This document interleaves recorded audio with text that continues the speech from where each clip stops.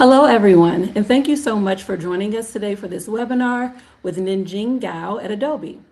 My name is Rashida Clements, and I'm the Business Development Manager at Women in Cybersecurity. Before we get started with the presentation today, I'd like to give a brief overview of the WESIS organization.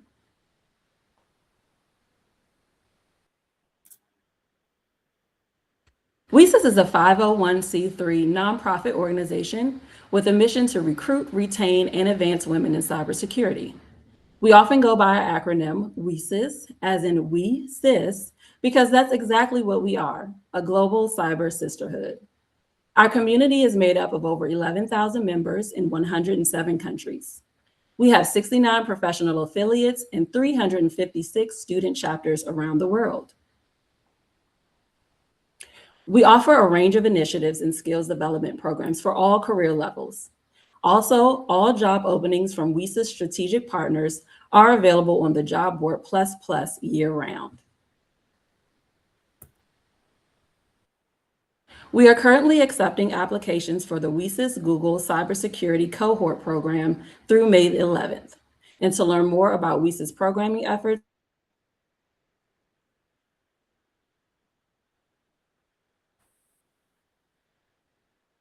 we want to take a moment to thank all of our strategic partners who fund the organization year-round. Our Tier 1 partners are Akamai, Amazon, Bloomberg, Cisco, Ford Motor Company, Google, Lockheed Martin, Palo Alto Networks, and SentinelOne. Feel free to ask questions throughout today's webinar. Please type your questions in the box below and we'll address them during the Q&A session at the end of the webinar.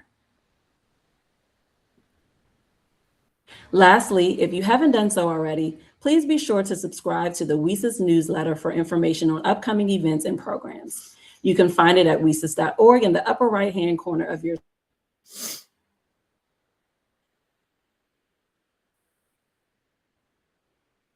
And with that, I'll turn it over to Ningjing. Thanks, Rashida, for the introduction. I'll take over from here. My name is Ningjing Gao. I work at Adobe as Principal Security Portfolio TPM. TPM stands for Technical Program Manager. So I will explain a little bit more on what we do on a daily basis. And today, the focus of the talk is really how to build and advance cybersecurity program management career. I will definitely give you some personal story how I stumbled upon this domain in cybersecurity. And first of all, a little bit more about myself. Yeah, the slide might be a little bit off, but I will show you a QR code at the end, how to connect with me on LinkedIn. And outside of work, just more about my personal life. I was born and raised in China. Very recently in January, I climbed the Great Wall after 10 plus years not being on that tourist attraction place. I felt so touched, right? This is my one-off experience to see this world wonder. And also outside of work, I learned about drumming last summer. So now I'm going on a regular basis with different drum circles, and I do djembe and also have a bongo now, and it's really fun. And I like that part of life outside of cybersecurity as well. And my passion also is with Zumba dancing. And every weekend, you see this is my Zumba dance classmate, right? We meet every weekend. Several of them actually became Zumba dance instructors as well. So that's another interesting fact, right? People can grow in their passion, really advance in different dimensions. So now transition to what I would like to cover today. I'll start with introduction to this profession. What is actually cyber security program management, this line of work typically do? And also, what are the typical career paths? And it can be people really still outside of the profession, or they already in there, still want to see what the advancement path looks like. And also, everyone is talking about AI these days. I definitely want to show you what I see as impact from AI on the cybersecurity as an industry, as well as to this particular profession as program management professionals.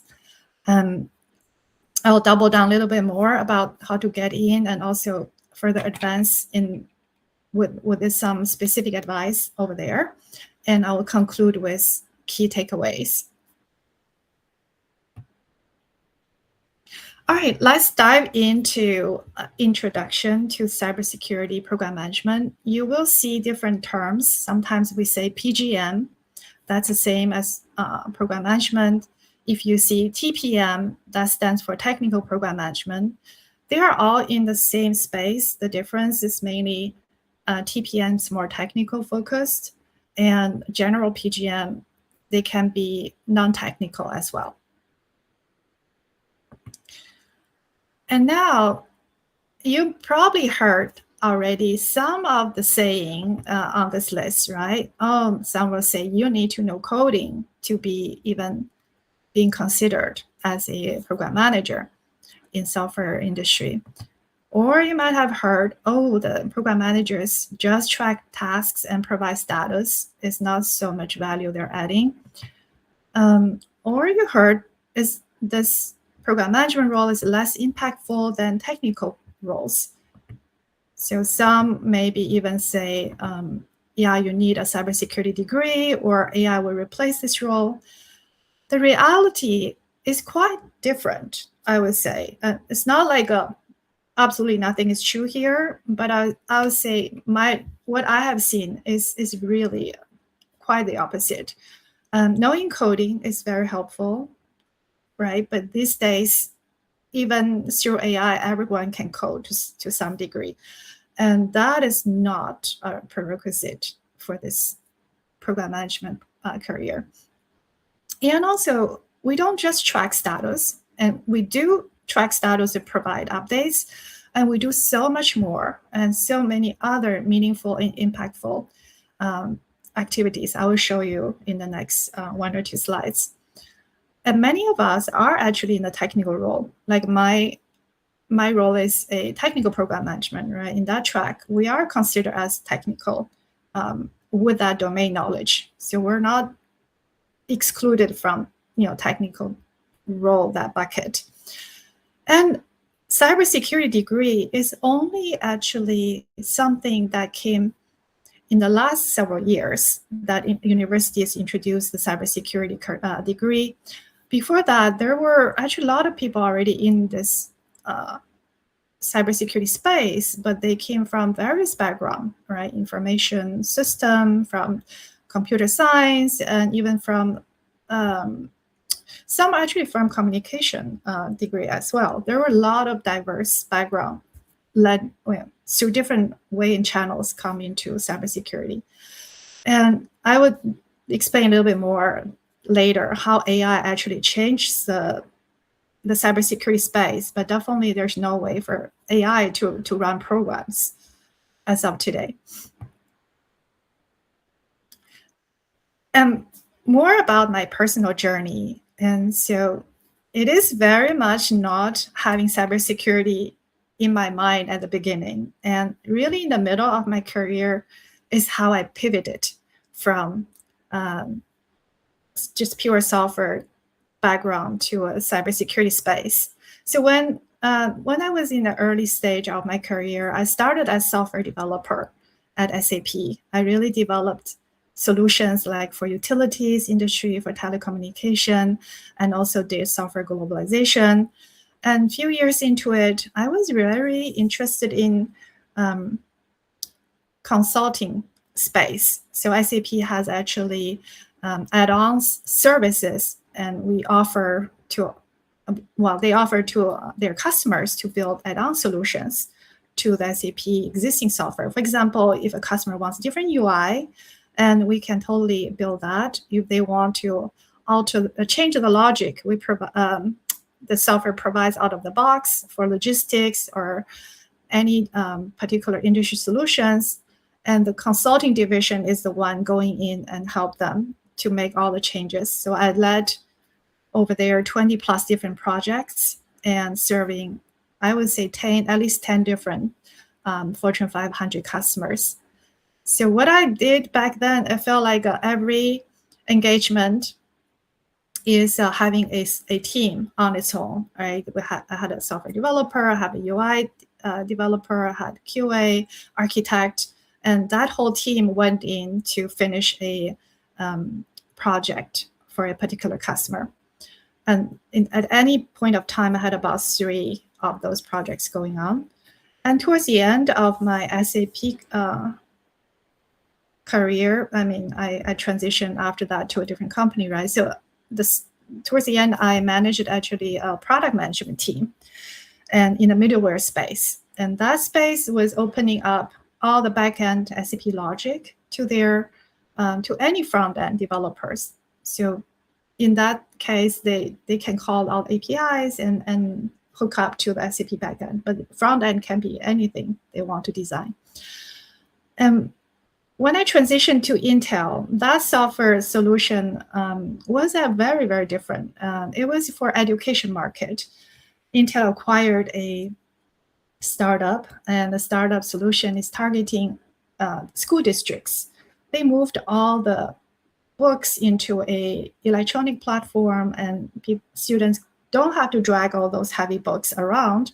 They can just easily use their tablets or Intel provided laptops. Typically, those are a bit low-end laptops. They can easily read all the books, and also teachers could enhance any of the book they want to with multimedia content. So it's made that learning experience so much richer. The experience is one thing, but also very easy to add additional books into the distribution. And I did that for a period of time.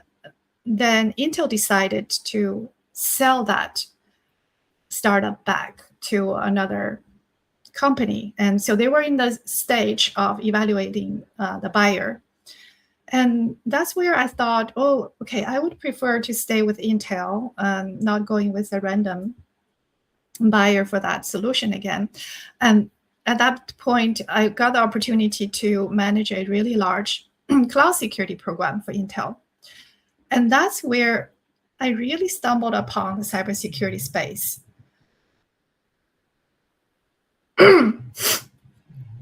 Yeah, so that's my first project in the cybersecurity. And I was so excited. I went in, but there are a lot of terms I couldn't really understand, right? People were always talking about remediation, talking about vulnerabilities. And many times they talk about CASB solution, and they talk about data loss prevention, all of that. It was like pretty new terms to me. And along the way, I thought, oh, let's do some certification. So make sure I speak the same language as they do. And so that's where I went. I will show you actually the couple of certifications I did in this space, and which can be helpful to you as well. And from there, I pretty much stayed in the cybersecurity domain and also continue to be passionate about program management. And Adobe was very interested in my background managing complex cloud securities program. And I moved into Adobe as a principal TPM under the Chief of Security Officers organization. The last couple of years, I built a pretty large, I would say a good size of program management office. Right now, the PMO has about 10 people in US as well as in India. Typically, program management office, I will explain a bit more down the road, is one of the career options, right, to become people manager. It's not like people would just always manage programs. Okay, what does a security program management, security PGM, what does this person do, right? I will give you an example. When I joined Adobe, the first program I managed was called vulnerability management. And that, if you think about vulnerabilities, you might know like a couple of years ago, there was a very big Log4j and Log4Shell vulnerabilities. What happened is if you send a string to a server, and that particular string can trick the server to continue, take other command and execute any additional code you want the server to do. So that was so easy to trick the server to do that. Even I heard the kids could take down some servers in that way. So that was one of the most popular vulnerability in the last few years. And those, of course, we don't want to get to that degree of vulnerabilities. That's why every company pretty much has a vulnerability management program to make sure your machines are up to date with your patch level, and also there's no critical vulnerabilities not being addressed. And I led that program to migrate most of the product teams to a new vendor solution. Back then we picked Rapid7 scanner, and then there are 50 plus teams actually need to migrate to that scanner. And also we want to make sure all the vulnerabilities are being, we call ticketed. Ticketed means, so whatever the scanner finds, right? And then if it needs to be remediated, you have to let people know what those are. And how do they know those? We use a system that we issue tickets, and we use a Jira platform to do that. But companies, other companies might have used other platform as well.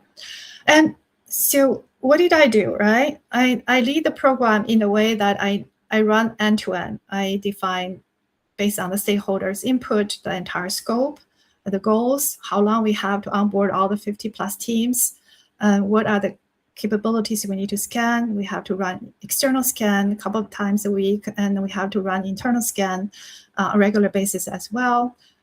External scan is like the scanner sits outside of our corporate network, and internal scan is like the scanner sits within our corporate network, right? So, and also we want to make sure people remediate within our SLA, and SLA is service level agreement, right? For critical, you might just have a few days to address, and for high, you might have a little bit more time. So those SLAs have to be clearly defined. So I manage all of the different work streams, and that's called the lead security program and unify diverse teams. So how many teams are here, right? So we have scanning team, and those are engineers. And then we have on the program and tech GRC compliance team, because many of the product teams, they have to meet compliance requirements, and they are in PCI compliance, FedRAMP compliance. Those are different compliance certifications Adobe has. So those are all have vulnerability management requirements if you are on those certification. Now, I also have a ticketing team, right? The ticketing team has to develop the logic. It has to be able to handle the volume.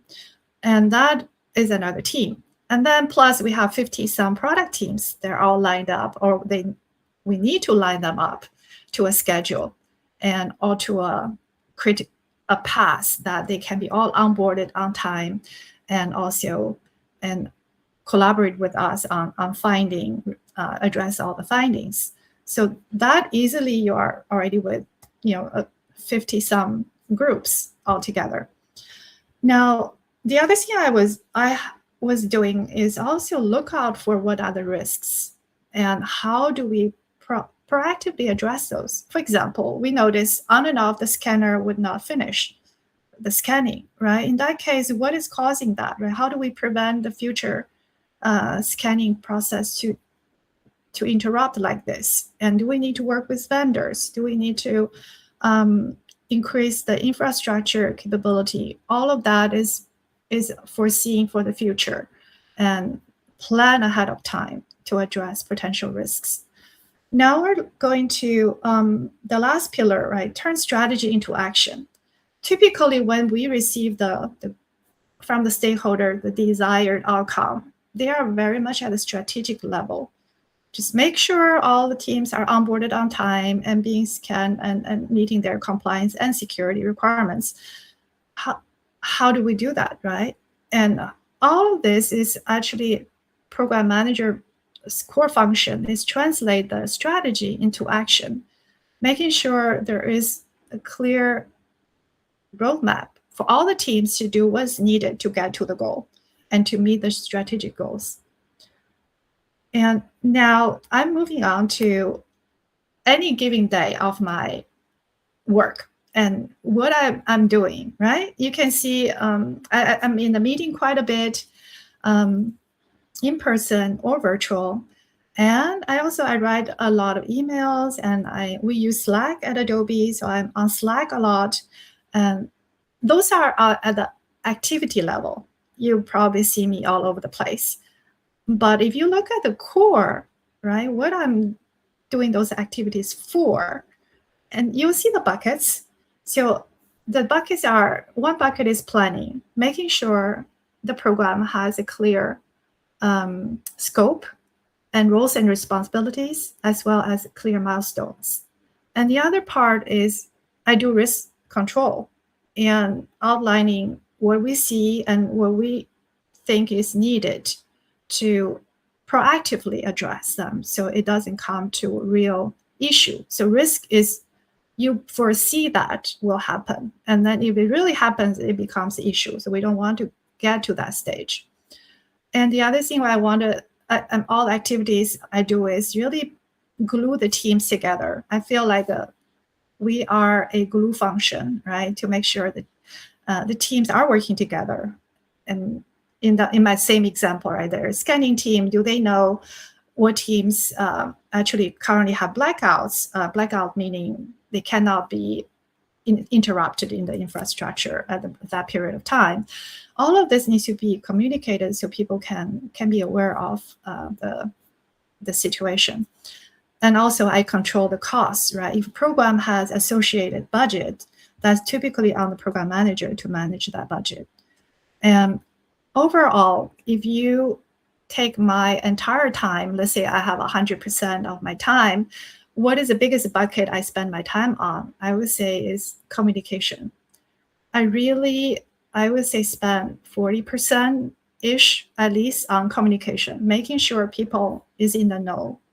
So they are not heading to something that we know from other channels is not even feasible or not working, and they shouldn't even go there, right? And also facilitate problem solving. That's the other thing. And I also want to mention I'm a big coffee drinker. So I have my coffee here. I need a lot of coffee every day. So that's my cup on the screen. So now moving on to career path. We have actually a different, it's very common. You have early stage of the career, entry level, and then you go to middle level and you do senior level, right? The first parts are pretty similar, and towards this, the later career path, you have a lot of different options.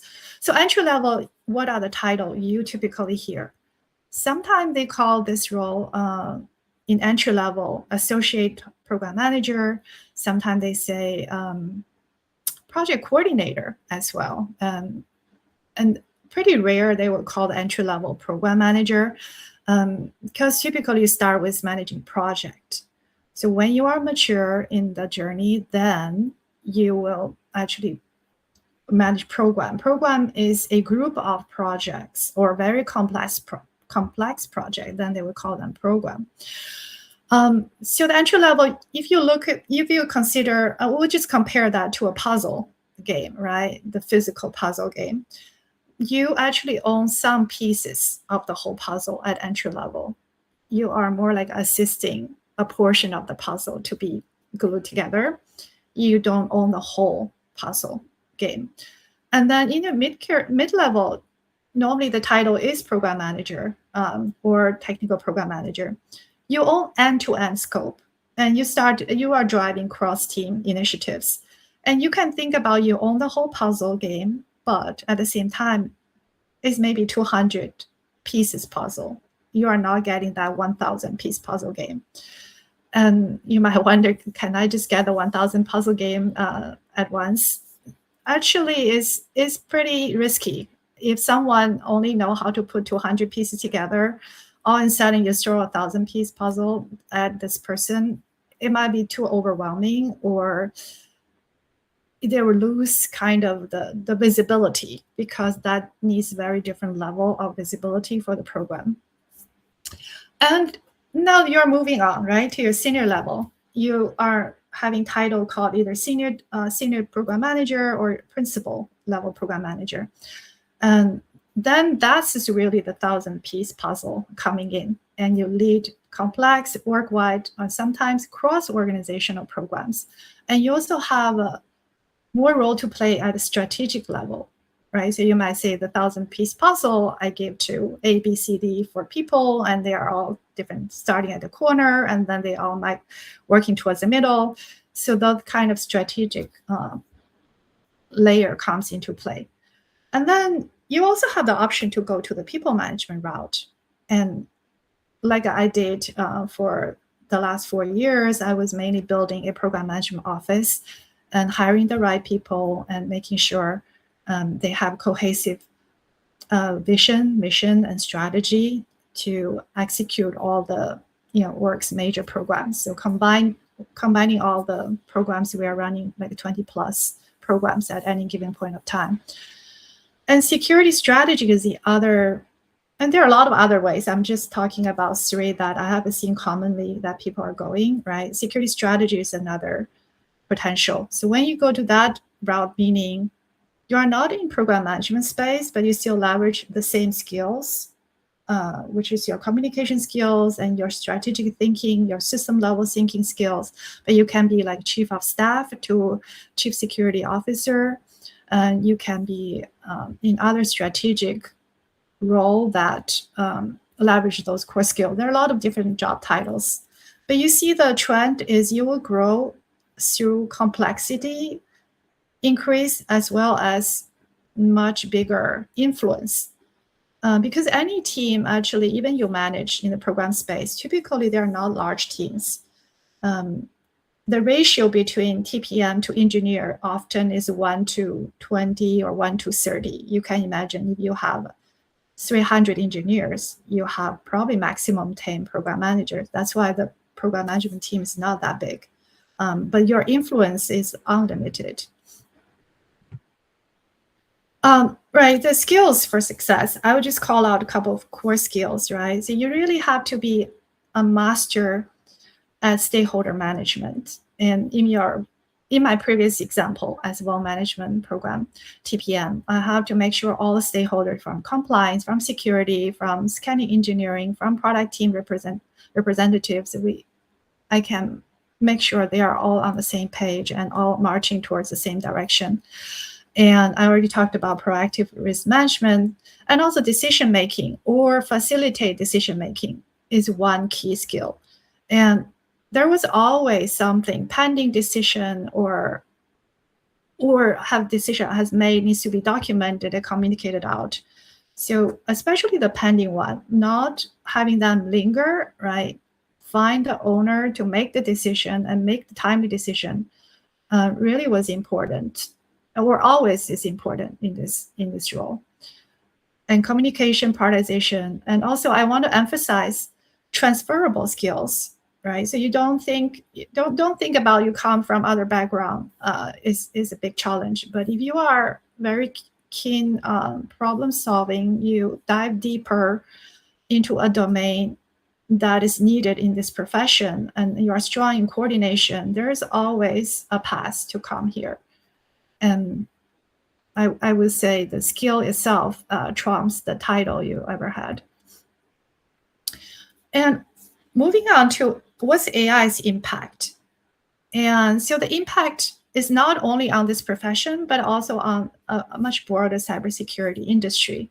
So I want to give you a more tangible feel like how this is changing our industry. And AI is I would say it's like a double-edged sword, right? It helps all the cybersecurity professionals, no question about that. Help us to scale, to be efficient. At the same time, it helps all the attackers to move faster as well. So the game is, but both sides actually up the game. And if you look at the cybersecurity professional side, right, the first 2 pillars as example, we do a lot of threat detection and threat response. And let's on the detection side, and normally we have all the alerting mechanisms. We look at what are the anomalies, and there's massive data behind that in order to to detect anomalies. Like, for example, you see someone just logged in US 5 minutes ago, but then 5 minutes later, this same person logged in on different IP from South Korea. That is a strong trigger for alerting. But among so many users, and how would you detect that, right? That's a mass data behind, which typically AI can really help to analyze and surface those alerts very quickly. And once you have something detected like this, right, you need response. And we get a lot of alerts.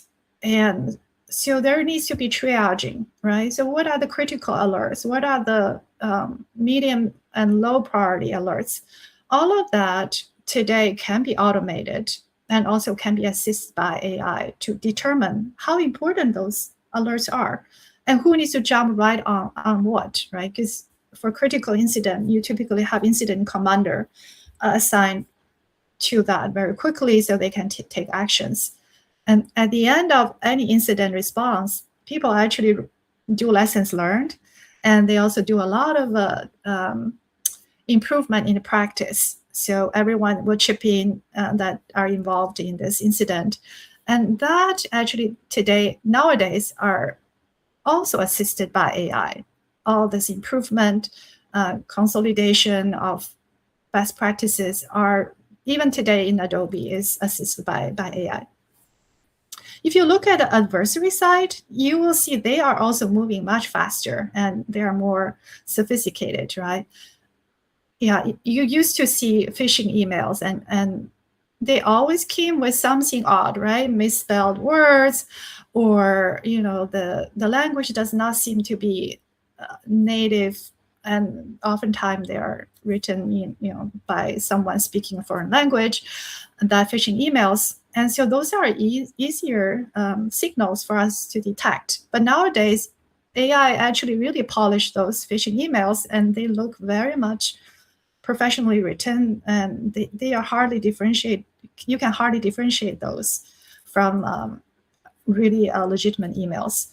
And also, you see when we have a vulnerability, and that to be used by attacker, they need to code a exploit, and that coding in traditional way without AI would take months and to translate, to transform a vulnerability to a real attack. And these days, it could be hours or even faster with AI assisted coding. So this is on both sides. You see the game is very different with AI. And how does that change program management space, right? You see the industry is getting impacted, but particularly for program management professionals, I have seen that in real life. And I used to coordinate humans, right? In the program, everyone is a person, is engineer, is our customer, is our analyst. But now every person has also AI agents running 24/7. So, and a lot of tasks are given to AI to execute by the project team members. I have to coordinate not just the human, plus also the AI tools they are using and the outcome from the AI that they received. And the change speed is much faster. And as I mentioned, right, AI transformed how threat detection and threat response works, and how fast we are turning around incident response. And all of that changes the program speed as well. So we have to move much faster along the same line. And also, I have so many different owners nowadays to work with. In the past, there was more engineer than any other roles I worked with in the program. Now I have data scientists, and I have machine learning experts and security professionals. I have a bunch of legal people also involved, right? Because AI brings also legal aspects, even non-AI, like data loss prevention. We have to constantly involve legal to review what policies we want to introduce, right? So if we want to block people's USB port so they cannot port company data easily to USB port, is this allowed? And what legal side says, all of that, they become almost like a permanent program member in our space. and the complexity of the ownership is increasing. And also, I have seen so many more programs being spun up, very much centered around AI in cybersecurity. For example, we have a program addressing how do you generate AI code safely. By default, most of the AI coding applications are not trained to generate secure code. So you have to add additional rules and configurations and guardrails to do so, to make the AI thinking more along the line and meeting the best practice for secure coding. That is on its own a program. And also we have additional AI certifications, that AI governance certification. For example, there's ISO 24001. We're looking at how do we close any enhance our control to meet that certification requirement. So there's a lot of more work actually in order to have solid program along the AI line. So those are the different perspectives I want to share. It's not like we have less work to do or we're getting replaced. Actually, literally, we have more programs to run. We have more complex landscape to manage now with AI in the mix. Yeah, you might currently outside of the security domain, right? You want to get in, or you're already in the domain, you want to further advance. So I want to give you a little bit suggestions on each side. First of all, if you are interested in coming into this field, you can come with very diverse background. You can be from technical background, consulting background, fresh out of college. Any background actually has a opportunity to be here. And I interview a lot of people. I typically look at the skills over titles, right? So I had people applying for technical program management role in the program management office, and I looked at the title or the degree. It was in communication or in marketing. I don't actually stop there. I look at what exactly happened after that, right? Did that person do something closely related to project management? Does this person, try to get some or obtain some certification that are highly relevant? So those are the things we look. It's not just the title or the degree you had will prevent you to come in. And there are some helpful certifications I want to share for entry level. And there's one very easy to obtain, which is Scrum Master. That's on the project management side, right? It doesn't require a certain number of years in this industry. And that would, entry level, I definitely recommend that. And on the security side, there are two certification, to my knowledge, does not need very lengthy experience in security domain. One is called Computing Technology Industry Association Security Plus, and the other is from IC2. That organization offers certification in cybersecurity, just called IC2, Certified in Cybersecurity. And you can double check, but I felt like those are pretty good entry-level certification. But now, if you have already been in this industry for a bit, right? And then I mentioned, right, this early stage, mid stage, and senior and more senior stage in your career, you want to keep advancing. One thing I would suggest is you look for opportunities to take on more complex project, and also the one cross-functional, especially, first you work probably in one organization, but then there will be project involving multiple organizations.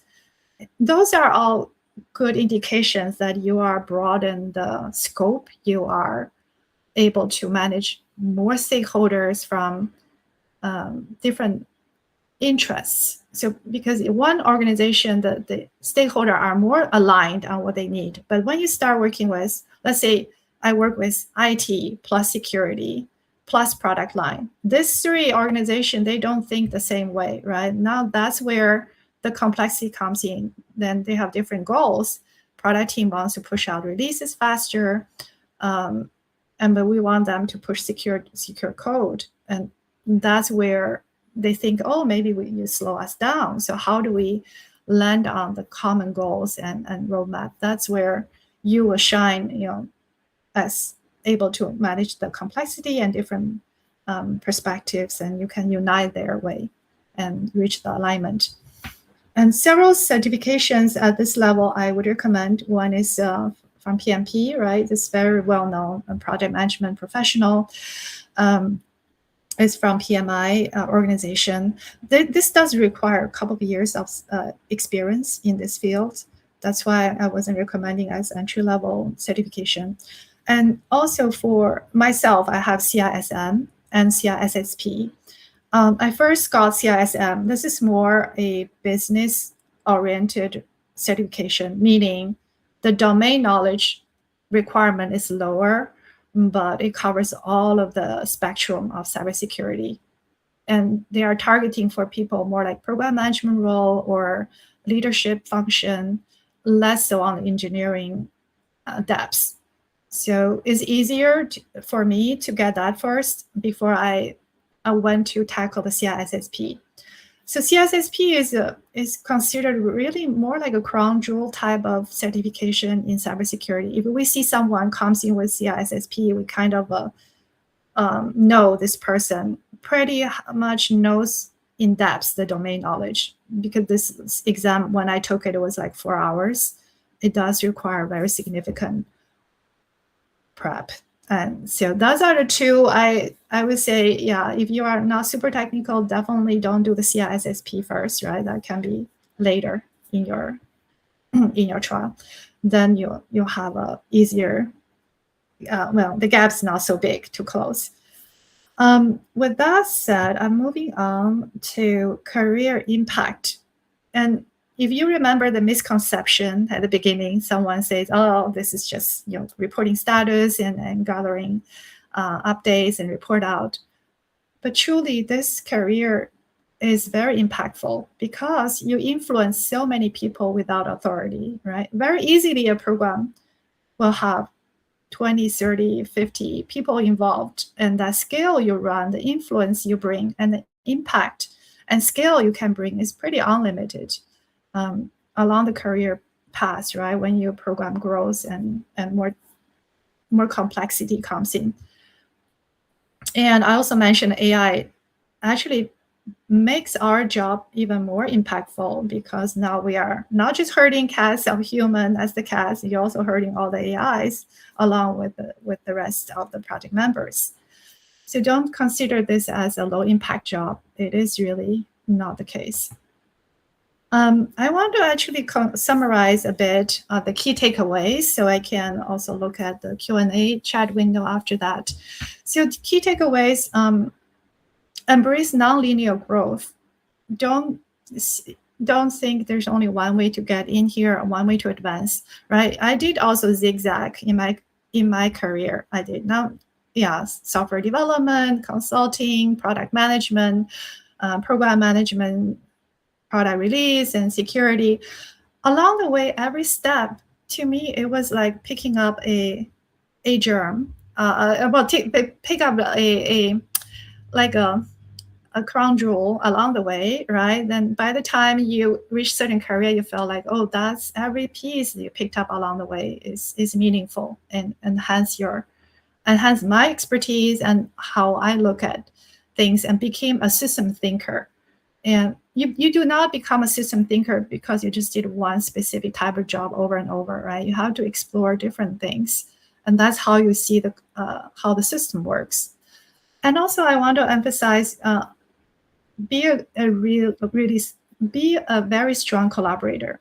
All the top program managers I have seen, they are master at collaboration, and they are not only thinking strategically, but also they make sure they glue all the pieces together. I sometimes think myself, like, I drive a bus. I want to make sure all the people are sitting on my bus and going to the same destination, and they all know where they need to get to, right? They're not wandering around. If someone's wandering around, I want to make sure I pick this person up and have a seat on the bus, so we're all together and doing the same.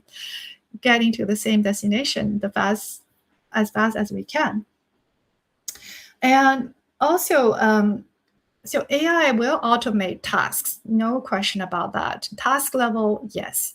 But AI will not be able to replace the need for people who can bring clarity, alignment, and direction to complex systems. So that clarity and alignment and giving the clear direction is exactly what program management does. And that's what makes this profession shine, and also increasingly adding additional value. Even AI is there to do task level, but they cannot do the function we do as the alignment piece and force multiplier function. So with that, I will actually go to a Q&A. And also I put a QR code on the bottom. If you want to connect with me on LinkedIn, please do. And also mention you got this from this webinar, so I know where you come from. At least I have some context. Yeah, so now let's go into the Q&A. Okay, so I'm just going to go sequentially. If it's not the right order, please do let me know. Okay, I see the first question. As a cybersecurity student, I've gained an interest in data science, specifically machine learning, AI engineering.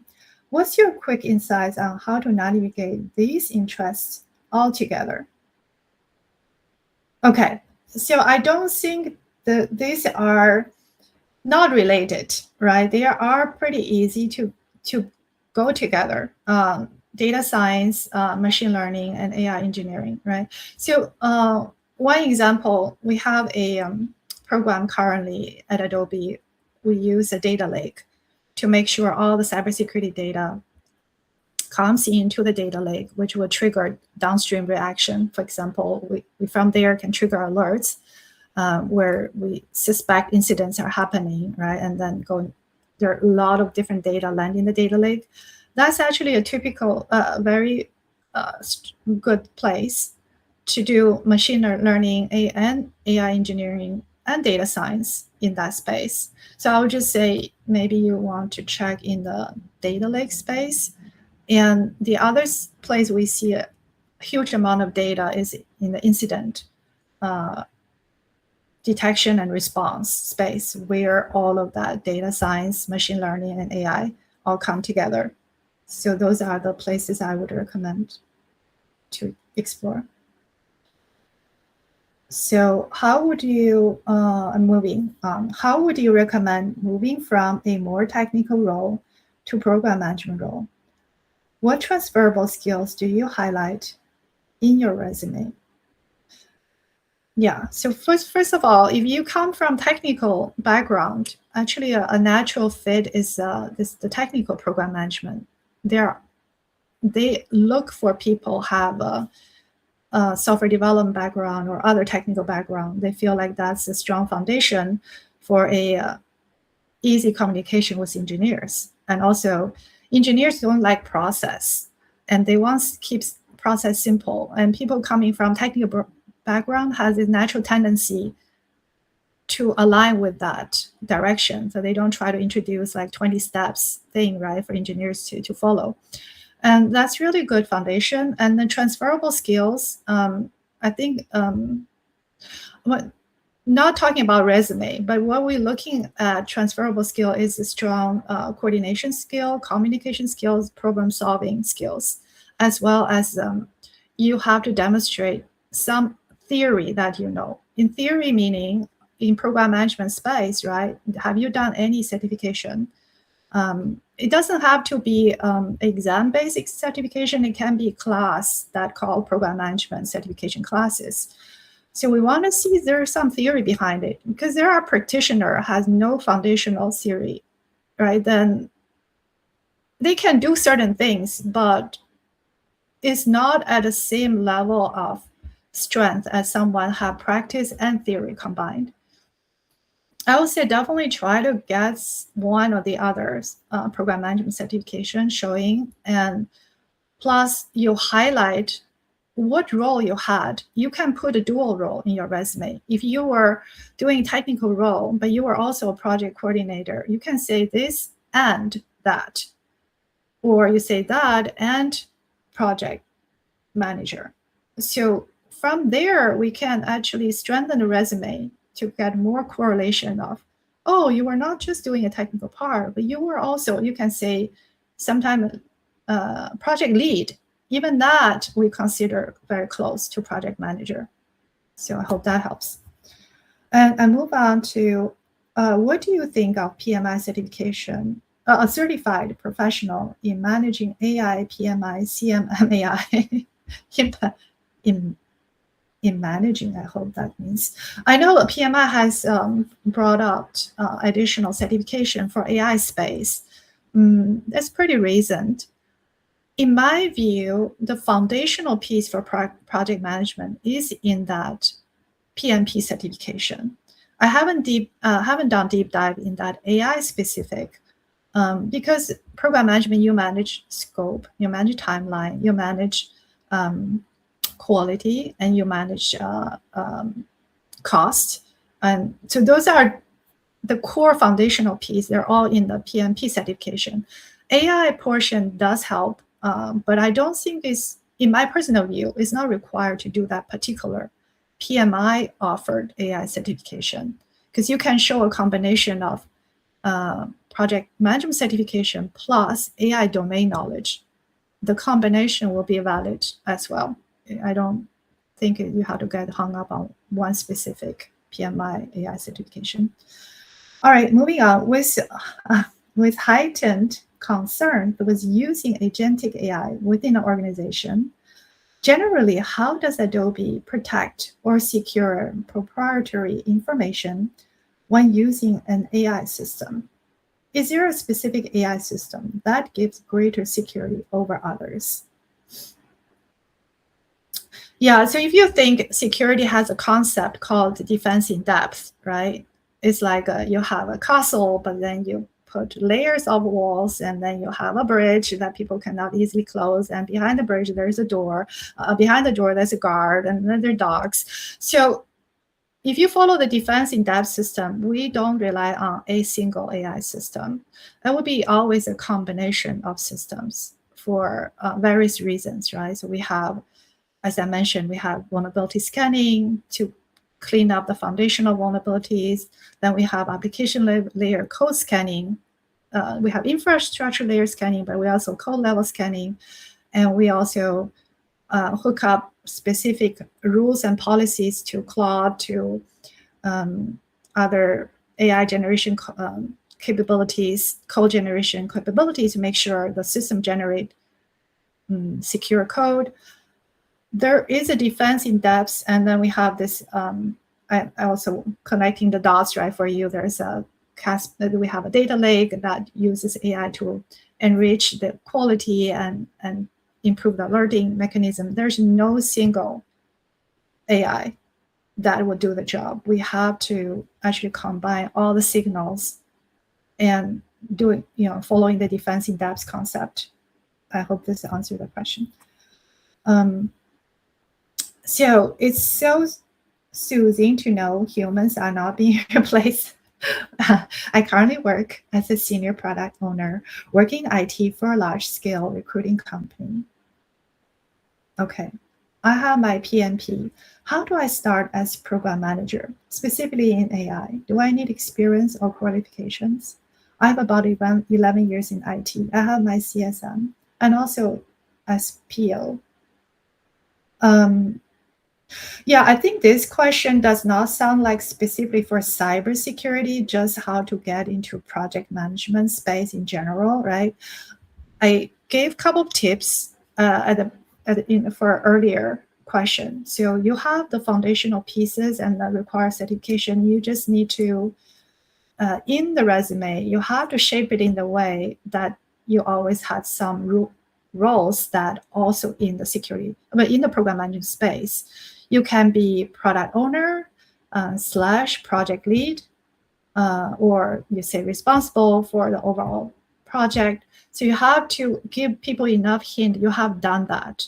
You don't try to transition to something that people don't think you have done that before.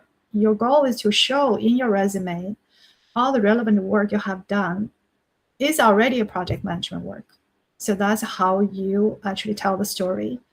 Of course, you emphasize your certification, right? But also show you have done the work. So it's just a title difference. That's the main goal you need to pivot in your resume. And also in your interview process, you have to tell the story. The only difference is my title is different, but everything you needed is what I have done. So that's what people are looking for in the interview.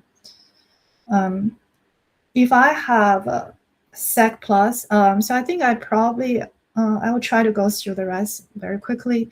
If I have Sec Plus already, is it still beneficial to get ISC2CC?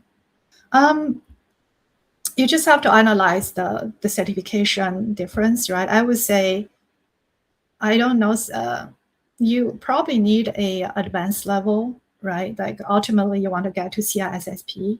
So I don't think if the same level of certification, let's say they are all entry level, you don't want to double down on those necessarily, because it's kind of a waste of time, right? People know you have a certain domain knowledge through that same level of certification, but your goal is advanced to the higher level certification, then people will consider you a different league when you come in with your resume. Do you have a PMP certification? Yes, I do. And I renewed many times. I don't even know how many times I renewed. But the foundational piece is so solid, I would say, in that. And with the time, I might be able to answer one or two. My biggest challenge is figuring out how much I need to know about the project. I'm newer into cybersecurity and program management project, but always run into the issue for how much I need to understand technically and about the project in order to be successful. Yeah, so we try to, we say program management is like you fly high and then you dive low.